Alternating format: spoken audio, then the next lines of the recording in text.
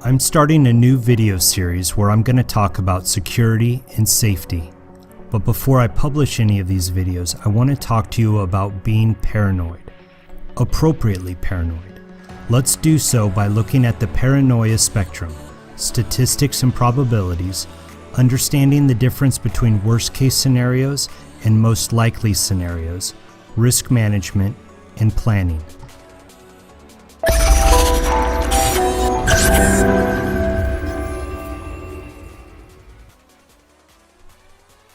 The paranoia spectrum is absolutely fun to observe. Here's what it looks like. On the left side of the spectrum, we have the naive. This is my sister. She thinks everybody is nice and loving. Everyone she meets is a nice guy and has the best interest of the planet and their community in mind. She leaves her house unlocked, her car unlocked, and she uses her actual first and last name for her username and the same password for every online account she has. On the right side of the paranoid spectrum, we have the preppers. This is my buddy Max. He carries a concealed pistol to church. He stockpiles and buries ammunition and cash in the backyard. He owns a dozen guns. He takes the battery out of his cell phone when it's not in use. And he's preparing for a time in the next few years where he will actually fight zombies who are trying to attack him because of his underground canned food collection. Obviously, both sides of the spectrum are a little bit extreme. I'm somewhere in the middle. I like to call this place appropriately paranoid. Although it is slightly right of neutral, it is a place where decisions are made and patterns are set by using and analyzing statistics and probability. It's a place where we trust and love people, but we don't give them an opportunity to hurt us or to steal from us. It's a place where risk management is incorporated into our lifestyle and choices. It's a place where we understand worst-case scenarios, but we plan for most likely scenarios. Let's start with statistics and probabilities. Statistics are a great tool for safety and security-minded people. Statistics tell us that by using your seatbelt, you have a much larger chance of surviving a car accident. Statistics tell us that by not being outside of your house after 10 p.m., you have a much larger chance of avoiding a calamity. Statistics tell us that it's not safe to vacation in certain cities. Many people ignore statistics and they go on with their feelings. And although I don't want to discount feelings or intuition, I do want to highlight that we would all be safer if we simply followed statistics. Worst case scenarios versus most likely scenarios. Sadly, worst case scenarios happen. You die in a car accident. You die of a horrible infection. Someone evil kills or rapes you or someone you love. The government collapses and people are left to fend for themselves. But these do not happen as often as most likely scenarios. Most likely scenarios are what statistics point to. Rather than dying in a car accident, the most likely scenario is that you will be in a car accident. Rather than dying of a horrible infection, the most likely scenario is that you will die from a cardiovascular disease.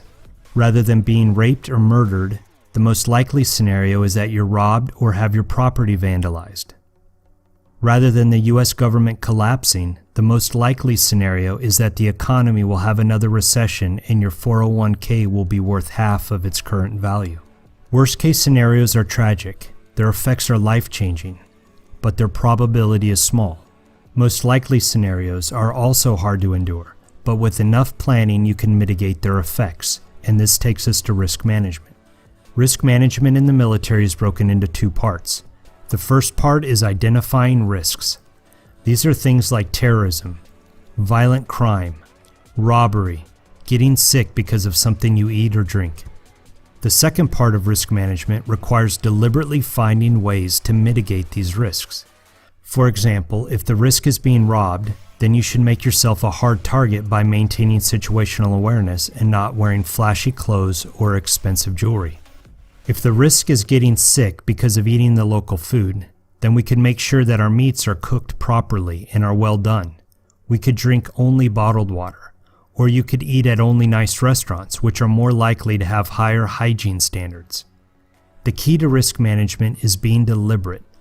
deliberately identifying risks, and deliberately planning ways to mitigate the effects of those risks. And this brings us to planning. Although I always keep the worst case scenario in the back of my mind, I personally plan for the most likely scenario. Let's look at a few ways that we can plan deliberate paranoia. You are 20 times more likely to be killed in a car accident than in a shooting. So I deliberately plan to mitigate this risk of dying in a car accident by driving defensively and owning a big vehicle. Statistics say that the leading causes of death in the world are cardiac diseases, cancer, and respiratory diseases.